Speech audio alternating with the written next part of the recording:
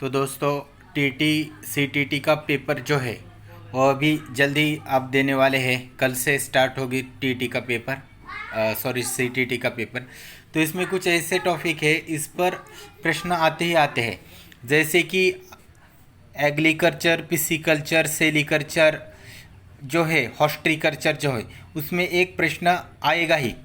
दूसरा है बौद्ध धर्म का बौद्ध धर्म की जो परिषद है, राज वैशाली कनिष्कपुर राजगृह पर हुई, फिर उसके अध्यक्ष कौन है, उसका स्थान कहाँ है, और उसके का किस शासक के या राजा के काल में हुए थे।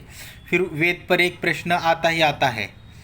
फिर भगवान बुद्ध, महावीर, सम्राट अशोक आदि जो राजा है उन पर ही आता है, और सिंधु संस्कृति और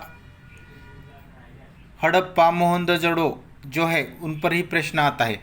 फिर राज्यसभा संसद सदस्य संख्या तो आती है, राष्ट्रीय सभा स्वातंत्र्य काल, उसका साल, उसका दिनांक भी आता है। एक या दो प्रश्न कलम और संविधान के बारे में आते ही है, 2 या 3 मार्क के, ये दोनों से मिलकर। फिर पूरा पाषाण काल, नवपाषाण काल, मध्य पाषाण काल, उसमें 1 या 2 प्रश्न आते ही है। फिर भूगोल जो है, तो भूगोल में जो महाद्वीप है, एशिया, अफ्रीका, दक्षिण अमेरिका, उत्तर अमेरिका, जैसे सबसे बड़ा द्वीप कौन सा है, तो एशिया। सबसे छोटा महाद्वीप कौन सा है, तो ऑस्ट्रेलिया। फिर पारंपरिक ऊर्जा स्रोत है, अपारंपरिक है, सोलार है, जैसे बायोडीजल है, बायोडीजल के बारे में आ सकता है। फिर सूर्य ग्रहण है, चंद्र ग्रहण है, ज्वालामुखी है, उसमें कम से कम 2 या 3 प्रश्न आते ही आते हैं। फिर वायुमंडल है, वायुमंडल पर कम से कम 1 प्रश्न हर परीक्षा में आया है और आगे भी आएगा। फिर पृथ्वी की अंतररचना है। फिर मापन यंत्र है, जैसे कि वायु दाब है, विद्युत दाब है, विद्युत मापन है, विद्युत रोधक मापन है, वोल्ट एम्पियर, ये भी आता है।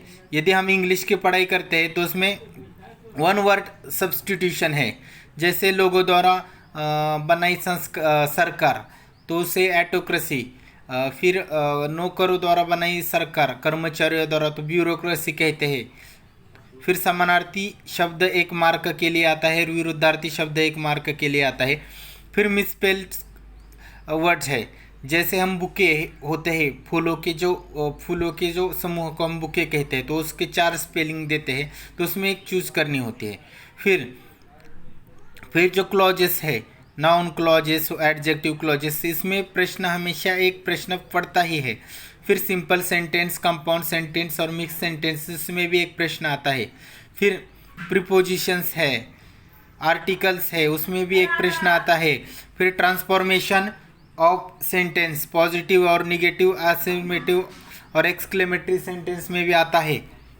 फिर चेंज द वॉइस और टेंस में भी एक प्रश्न आता है।